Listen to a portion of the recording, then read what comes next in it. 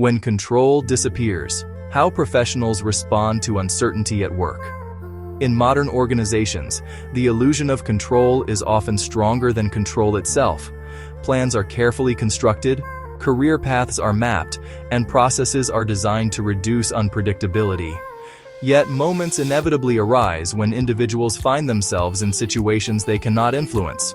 Hiring freezes, sudden layoffs, withdrawn offers, or stalled projects. What differentiates professionals in these moments is not their skill set alone, but their response to the absence of control, the psychology of control and its limits. Control has long been recognized as a central psychological need.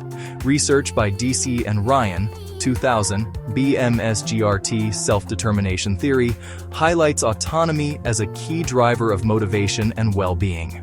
When individuals feel they have agency over their actions, they are more engaged, resilient, and productive. However, in situations where autonomy is objectively limited, a mismatch occurs between expectation and reality. This gap often leads to frustration, disengagement, and even burnout. Studies by Spector, 1986, on perceived control suggest that it is not actual control, but perceived control, that significantly impacts workplace outcomes. This distinction becomes critical. When external control disappears, internal perception becomes the new battleground. Two patterns of response: resistance versus acceptance. Professionals typically respond to uncontrollable situations in one of two ways. The first is resistance. Individuals attempt to regain control by overanalyzing, overplanning, or waiting for conditions to change. While this response is understandable, it often leads to stagnation. The focus remains externally oriented, on factors that cannot be influenced. The second is acceptance, not in the sense of passivity, but as a strategic shift. Acceptance allows individuals to redirect attention toward what remains within their influence, their behavior, mindset, and immediate actions.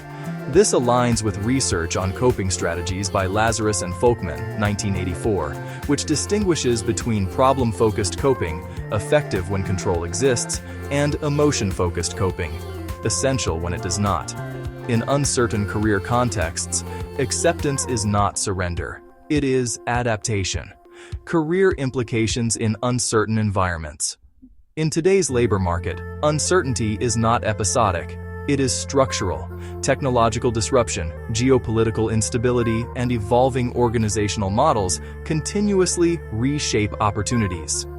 Under these conditions, professionals who rely solely on predictable pathways may find themselves repeatedly destabilized. Conversely, those who develop adaptive responses to uncertainty tend to maintain momentum even in stagnant conditions. This dynamic is particularly visible in job search processes. Candidates often experience prolonged periods of silence, rejection, or process disruption. Research by Weinberg et al., 2012, shows that sustained job search intensity is strongly linked to psychological resilience rather than external feedback alone.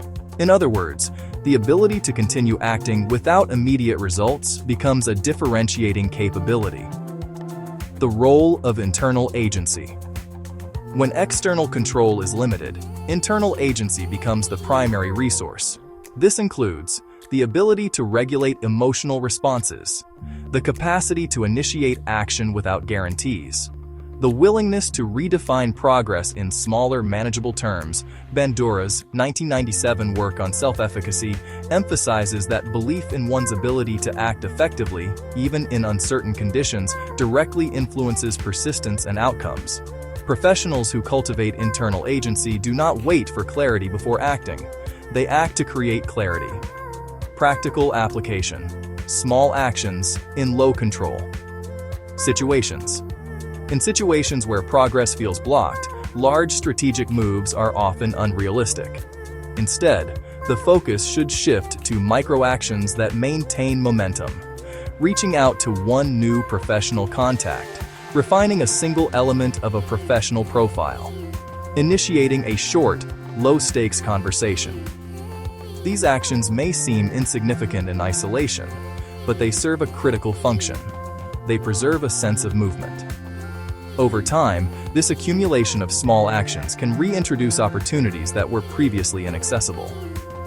How I support professionals in uncertain career moments.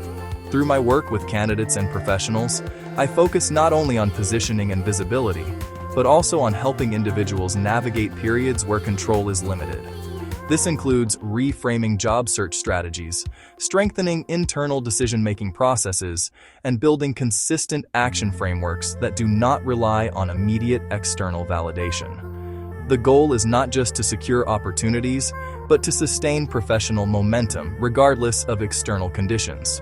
References: Bandura, A. 1997. Self-Efficacy: The Exercise of Control. Freeman, Daichi, E. L., and Ryan, R. M.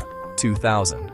The What and Why of Goal Pursuits, Human Needs, and the Self-Determination of Behavior. Psychological Inquiry, 11-4, 227-268. Lazarus, R. S., and Folkman, S.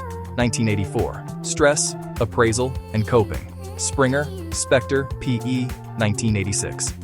Perceived Control by Employees. A meta-analysis of studies concerning autonomy and participation at work. Human Relations, 3911, 1005, 1016. Wanberg, C.R. Ju, J. and Von Hooft, E. A.J., 2012. The Job Search Process and Outcomes, a meta-analysis. Journal of Applied Psychology, 97-3, 590-607.